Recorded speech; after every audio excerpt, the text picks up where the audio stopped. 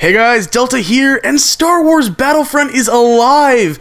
If you have been living under a rock the past week, EA announced a new Star Wars Battlefront at their E3 conference on Monday, and it's really the best case scenario. I talked about this in my last Battlefront video.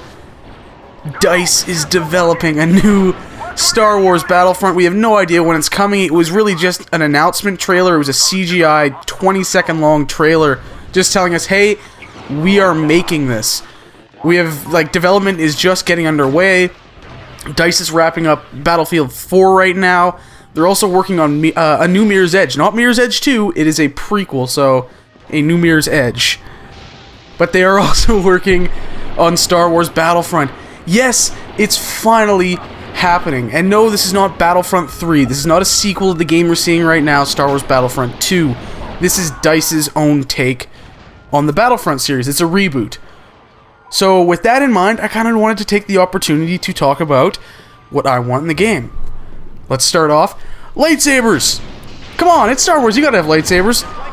It's pretty common sense, but more heroes and villains, and the return of the assault mode. If you don't know what assault mode is, it's basically where you, well, in Battlefront 2 it was only available on Mos Eisley, and you get thrown together, no soldiers, just the various heroes that you can play as in the game on one side, then all the villains on the other.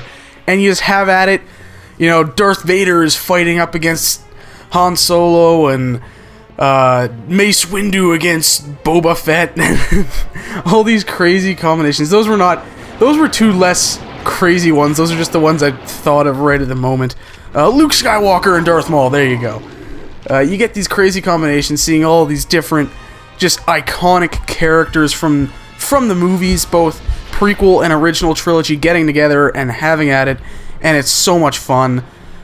So bring that mode back with more heroes, more villains, and more maps, because you could only play it on one map in Battlefront 2. Second is also kind of common sense. It's something that I'm sure many fans are a little worried about, seeing as DICE is developing and they're known for first-person shooters. Keep it third-person. You know, that's Battlefront. We don't want it to be exactly... And DICE has said this themselves. They don't want this to be Battlefield Star Wars. So they're definitely going to make sure that they keep things different. They are their own series. Even though Battlefront is definitely inspired by Battlefield, they are their own series. So keep it third person, and if possible, throw in the option to let the people play in first person. It was that way in Battlefront and Battlefront 2. It's not like we're trying to get this game in esports, are we? I don't think it really matters if that option's there. And it doesn't really give anyone an advantage over the other. And of course, bigger scale. We're on the next generation consoles, 64 players, more vehicles, larger maps, and hell, if you can do the land to space thing that Free Radical was working on, where you can just hop in a ship down the ground and fly up into the space battle above, that would be awesome. That would just be fantastic. Like, I'd go nuts. I'm honestly speechless over how amazing that would be. I'm speechless about the fact this game actually this is happening. This game came out, the game you're seeing on screen came out 8 years ago, and we're finally gonna get a new Battlefront. That's just insane. Okay, back to talking about, upping the scale. Throw in bots for multiplayer lobbies if they aren't full. It just makes sense, and you want to have as many guys out there as you can. You don't want to, get into a new lobby late at night and only have 8 people running around, right?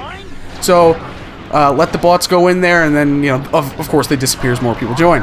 And then, Destruction. DICE, Frostbite, hand in hand. But I don't think they should go full-on, all-out crazy destruction Battlefield style.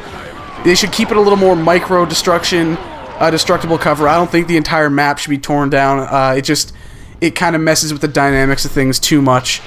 But absolutely, cover breaking down, stuff like that would be fantastic. Next, Return of Galactic Conquest. This was probably my favorite mode. I didn't go online too much on this game during its heyday, but I played Galactic Conquest a lot. It was like this sorta RPG, real-time strategy kind of thing, where you're basically going through and taking over planets one by one individually, and of course, then the AI could attack you back and take over one of the planets that you had just taken from them. That's awesome, and with the new generations of consoles, the new generation of consoles being so focused on connectivity, using second screen like smart glass, iPad, phones, all these various apps that do these cool things. You're seeing it done with Watch Dogs. That's the big one I could think of. But a lot of games are doing this, and it's really cool. They got to come up with some integration for that. That'd be really cool. A companion app would be awesome. But not just that, take it online.